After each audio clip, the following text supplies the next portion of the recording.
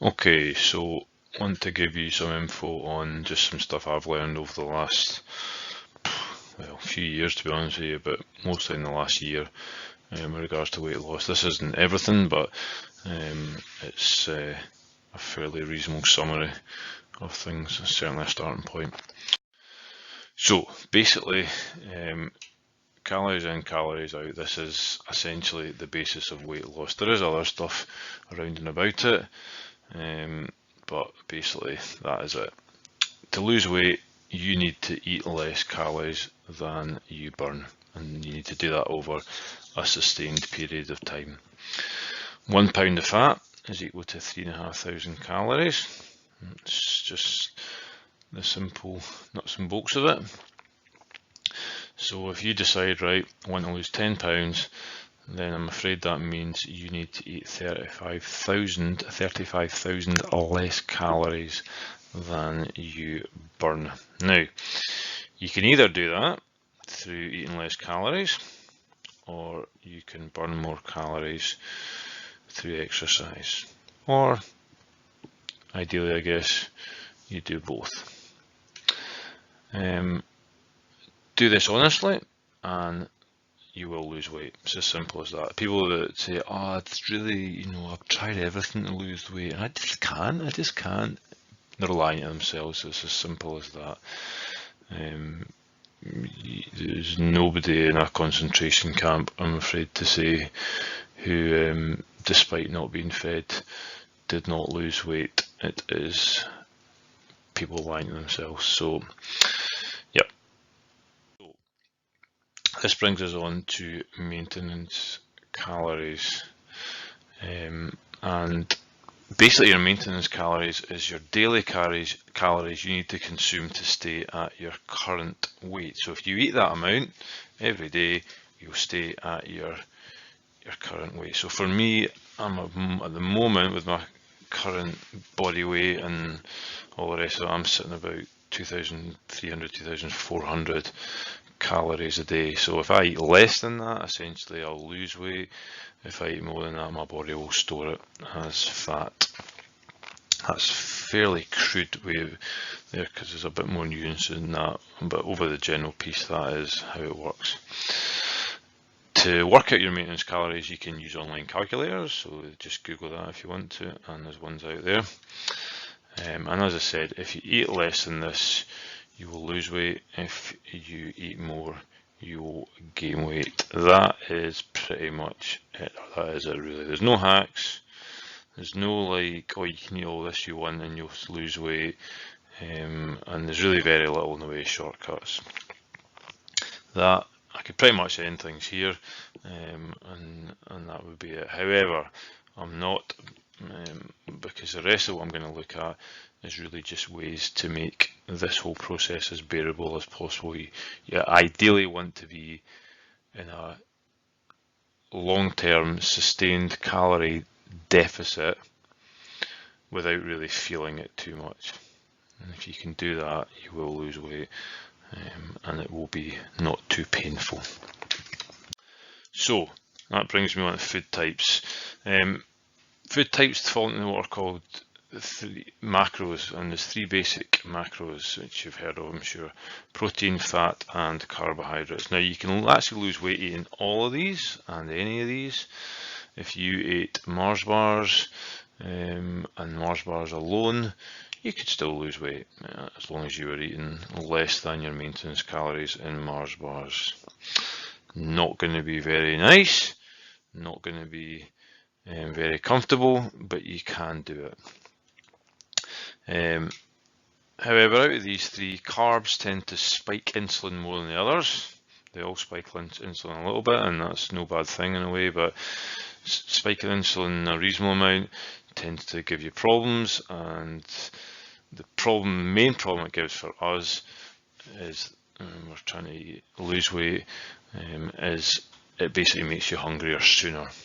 Okay, so you could eat 500 calories in carbs, or you could eat 500 calories in protein, and I can guarantee that the person or the day that you eat 500 calories in carbs, you will be hungrier sooner. and more intensely than if you'd eaten 500 calories in protein. Fat is more calorie dense than protein, so I see you basically tend to get more bang for your buck with regards to protein. We'll come and look at that in just a second.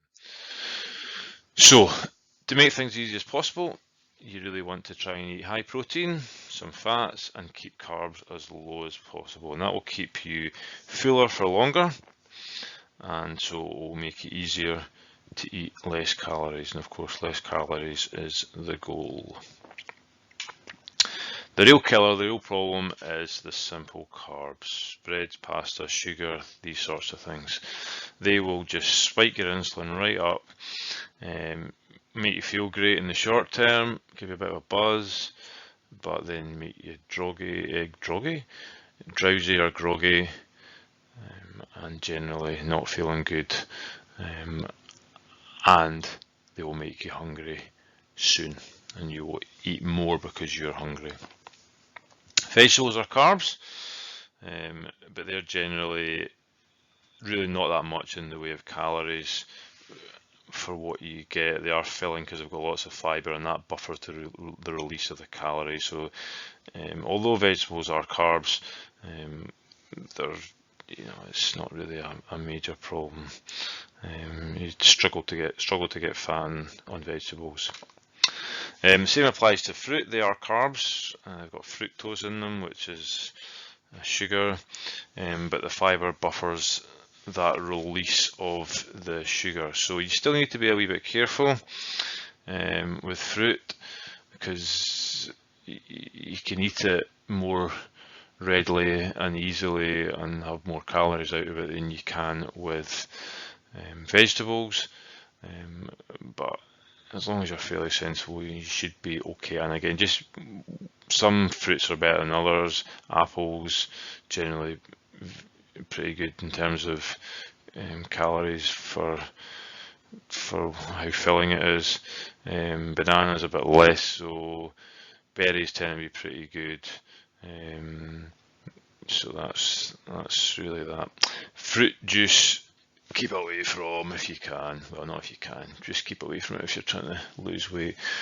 Once you smash up the fruit and extract the fruit juice, all you're getting at that point is the sugar with no fibre in it, no buffer.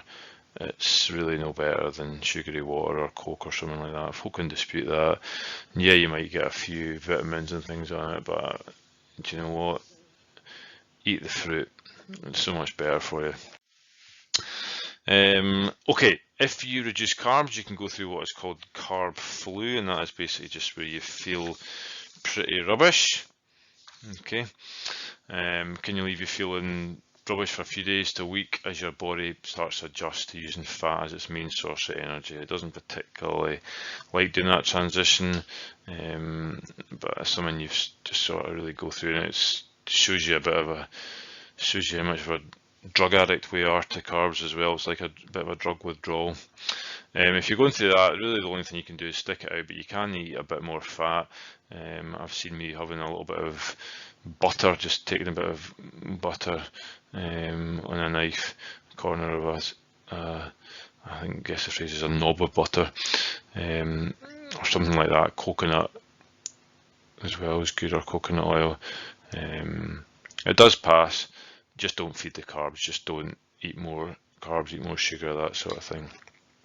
Once you're fat adapted, you're burning fat, you tend to find your hunger is reduced. You don't have those big hunger pangs, and you can go longer without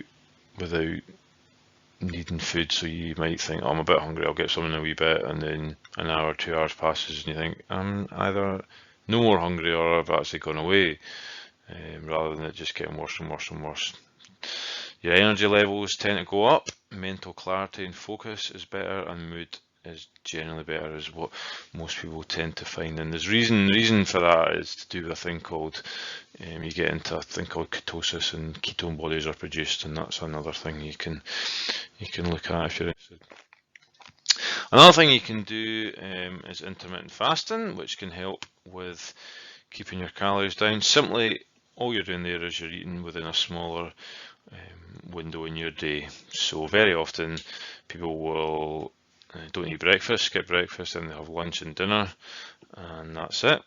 You can do it different ways, but really what you're trying to do is narrow down the time that you are eating for.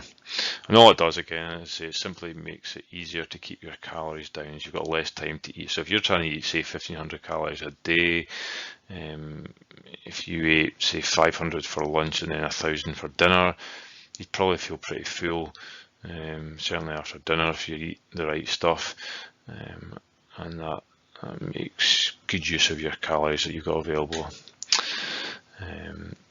Of course, if you still eat more calories than you burn, that will make no difference. You could easily get fat doing intermittent fasting if you're stuffing your face during that eating window. Coffee can often help curb hunger, so what I tend to do is in the morning, and I won't have breakfast, I'll have coffee when I get up and a coffee mid-morning, and that normally sees me through to lunch without any major problems. And intermittent fasting is just generally good for health as well.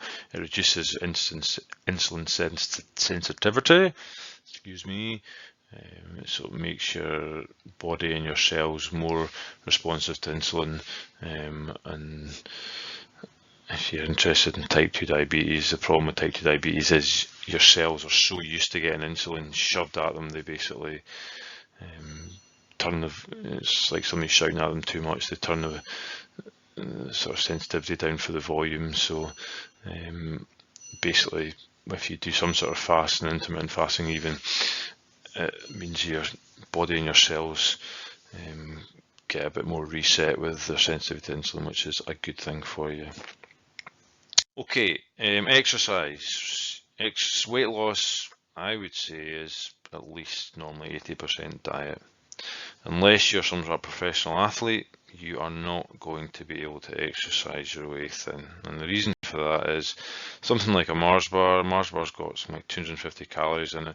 It's going to take you the best part of 3 kilometers on a treadmill, probably about 20 minutes for most people to burn that off. So it's just not going to happen. Definitely do exercise, okay, it helps, but don't do the thing where people go, I totally deserve this like cake because I've just, spent 5 minutes looking at my treadmill or something like that, and you think, no.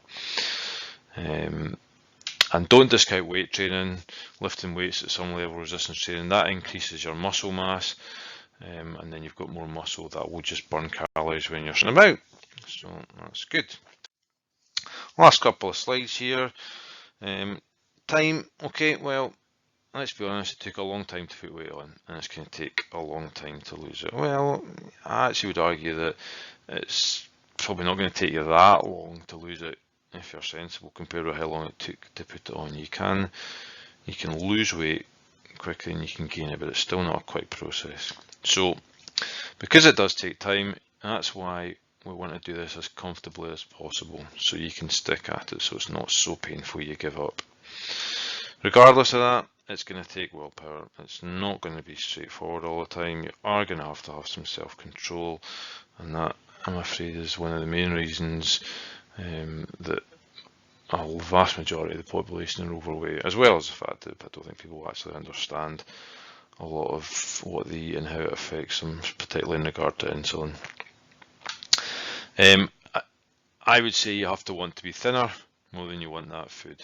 And, this might help you just to think, yep, no, do I want this bit of cake, or do I want this bit of chocolate, or do I want this, whatever.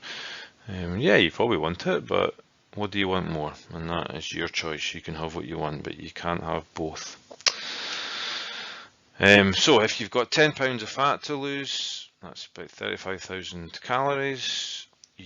And if you eat 500 calories a day, less than you burn, it will take you 70 days, or just over 2 months, to lose that. So it does take time. Right, well, why bother? Well, a whole bunch of reasons. You're going to feel a lot better. You feel a lot better lighter, it's nicer, clothes fit better, all the rest of it. You're a lot healthier. Long-term health is just so much better off. Better for your joints, better for heart disease, better for cancers. Obesity after smoking is the largest preventable cause of cancer. You've got, they reckon now, I think dementia is, they're talking about renaming that type 3 diabetes, because they think dementia, a lot of it's to do with problems to do with what happens when we eat in our diet and these sorts of things.